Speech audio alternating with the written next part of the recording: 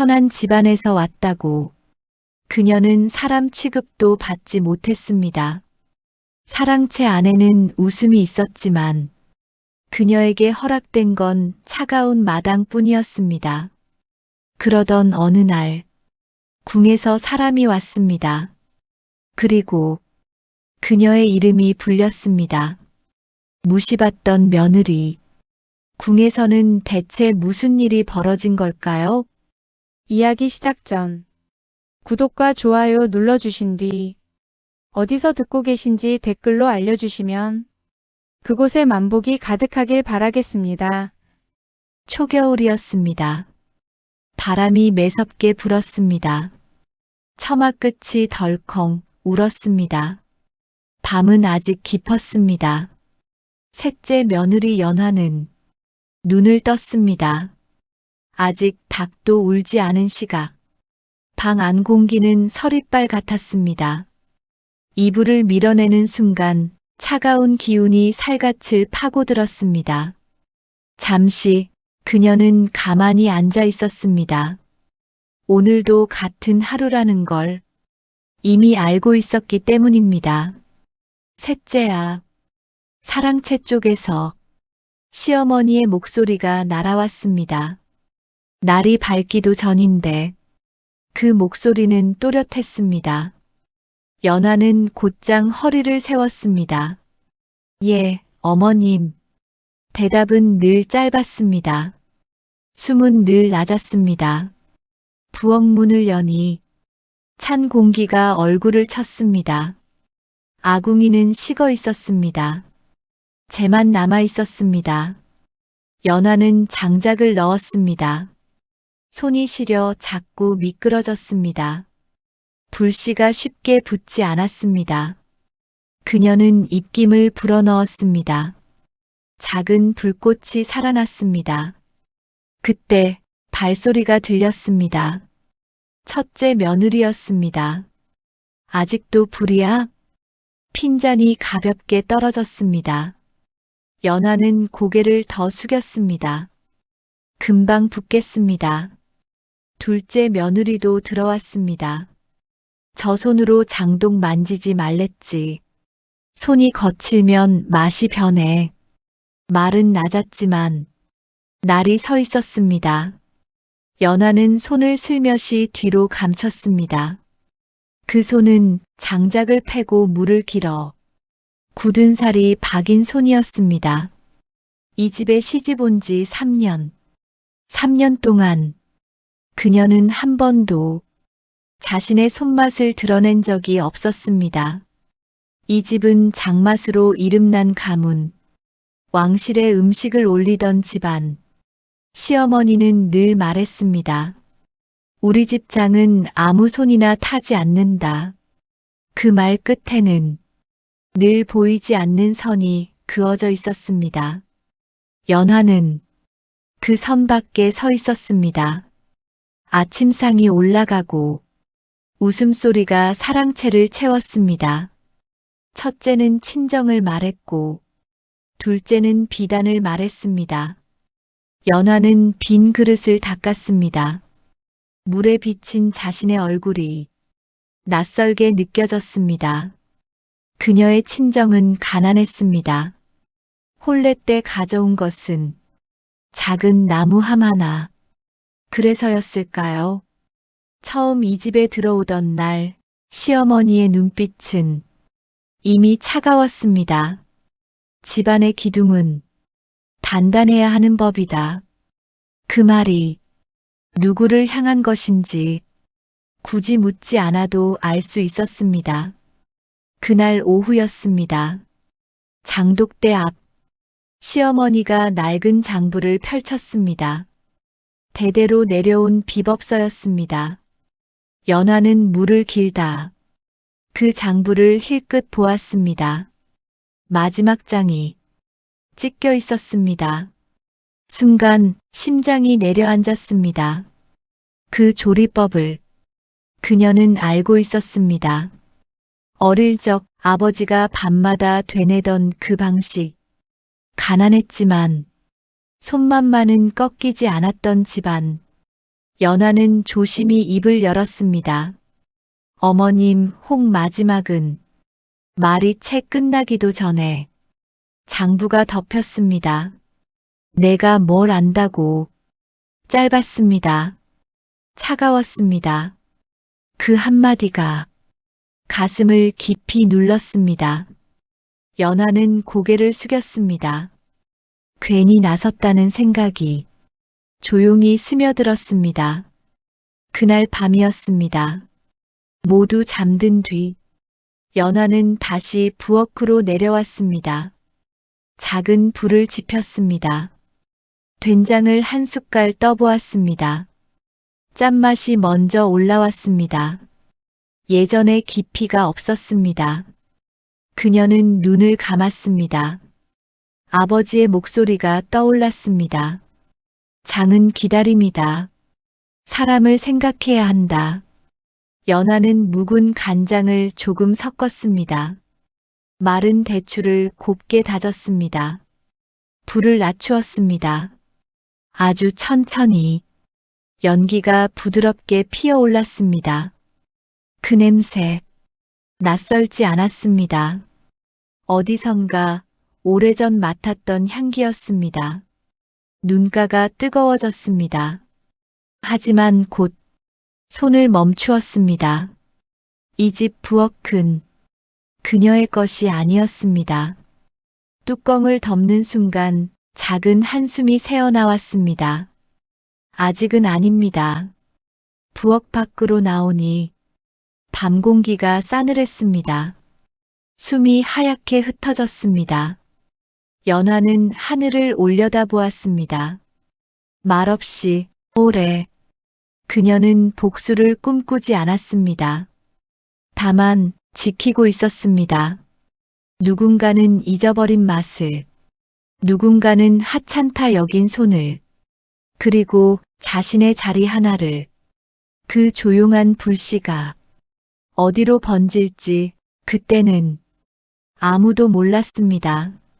봄 기운이 돌기 시작했지만 그 집안에는 온기가 없었습니다. 장독대 위로 찬 바람만 맴돌았습니다. 어느 날 아침 장터에서 소식이 들어왔습니다. 왕실 연회 음식이 다른 집으로 넘어갔다. 사랑채가 조용해졌습니다. 첫째 며느리가 먼저 입을 열었습니다. 설마 우리 집을 두고요? 상인은 고개를 끄덕였습니다. 맛이 예전 같지 않다는 말이 돌고 있습니다. 그 말은 칼처럼 떨어졌습니다. 시어머니의 손이 눈에 띄게 떨렸습니다. 하지만 아무 말도 하지 않았습니다.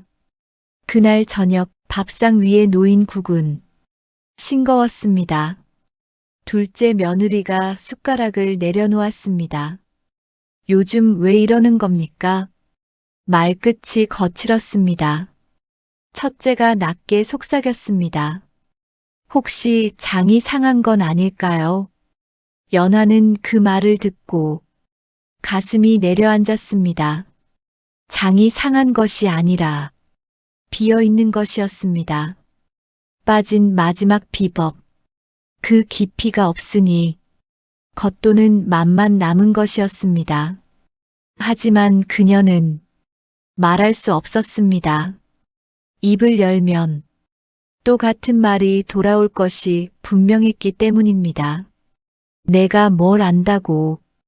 그 한마디가 여전히 귀에 남아 있었습니다. 며칠 뒤 빚 독촉장이 도착했습니다. 가문이 감당하던 장독수가 줄었고 상인들은 거래를 끊기 시작했습니다. 사랑채에는 밤마다 한숨이 흘렀습니다. 첫째는 울먹였습니다. 이러다 집을 내놓아야 하는 것 아닙니까? 둘째는 짜증을 냈습니다. 괜히 체면만 세우다가 이렇게 됐지요. 시어머니는 말이 없었습니다. 그 침묵이 더 무거웠습니다. 연하는 밤마다 장독대 곁을 맴돌았습니다. 뚜껑을 열고 향을 맡았습니다. 깊이가 부족했습니다. 끝맛이 짧았습니다. 그녀의 손끝이 저절로 움직이려 했습니다. 하지만 멈추었습니다. 허락받지 않은 손이었으니까요. 그때였습니다. 궁에서 사람이 왔다는 전갈이 들렸습니다. 왕비마마께서 예전 그 집 장맛을 그리워하신다. 사랑채가 술렁였습니다. 첫째가 먼저 웃었습니다. 보셨지요? 역시 우리 집입니다. 하지만 문제는 곧 드러났습니다. 궁에서 덧붙인 말이 있었습니다. 예전 그 맛 그대로 올리라. 그대로. 그 한마디에 모두의 얼굴이 굳었습니다. 시어머니가 장독을 열어보았습니다. 한 숟갈 떠서 맛을 보았습니다. 눈썹이 미세하게 떨렸습니다. 그 맛이 아니라는 걸 본인도 알고 있었습니다. 밤이 깊었습니다. 사랑채에서는 작은 언쟁이 오갔습니다. 어머님, 어찌하시렵니까? 비법서가 온전하지 않습니다. 그럼 다른 집처럼 흉내라도 흉내로 왕씨를 속일 셈이냐? 목소리가 높아졌습니다. 연하는 부엌 문 뒤에 서 있었습니다. 그 말 하나하나가 가슴을 때렸습니다. 기회였습니다. 말하면 지금이라면 들을지도 모릅니다. 하지만 두려움이 먼저 올라왔습니다. 혹여 실패하면, 혹여 맛이 다르다 하면 그 모든 책임은 자신에게 돌아올 것이 분명했습니다. 잠시 후 시어머니가 홀로 부엌으로 내려왔습니다. 장독을 다시 열었습니다. 한참을 들여다보았습니다. 그 모습이 처음으로 작아 보였습니다. 연하의 심장이 세게 뛰었습니다. 지금이 아니면 영영 늦을지도 모릅니다. 그녀는 한 걸음 다가섰습니다. 어머님, 시어머니가 돌아보았습니다. 눈빛에 지친 기색이 묻어 있었습니다. 연하는 숨을 고르고 말했습니다.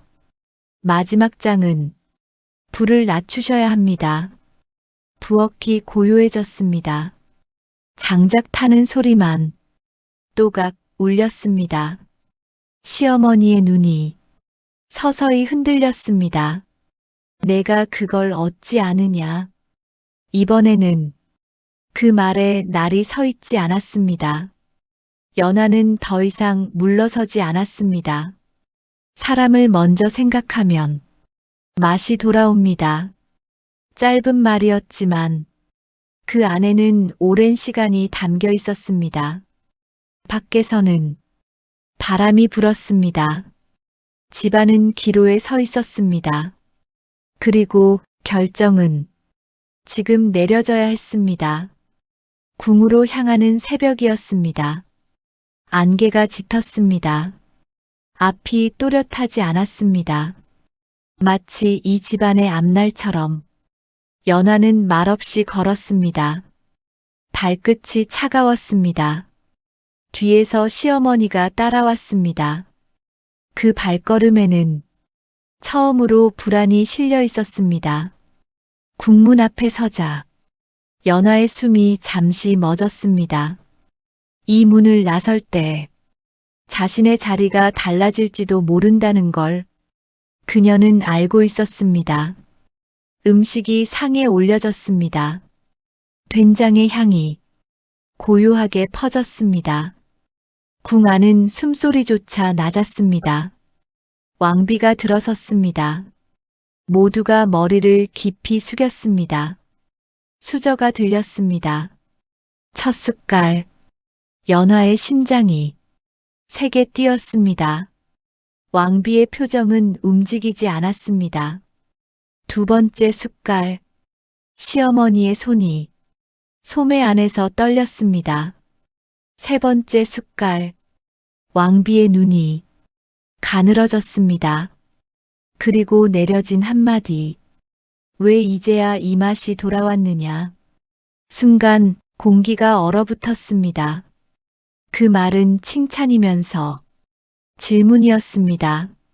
사랑채에서 따라온 이들이 눈치를 보았습니다.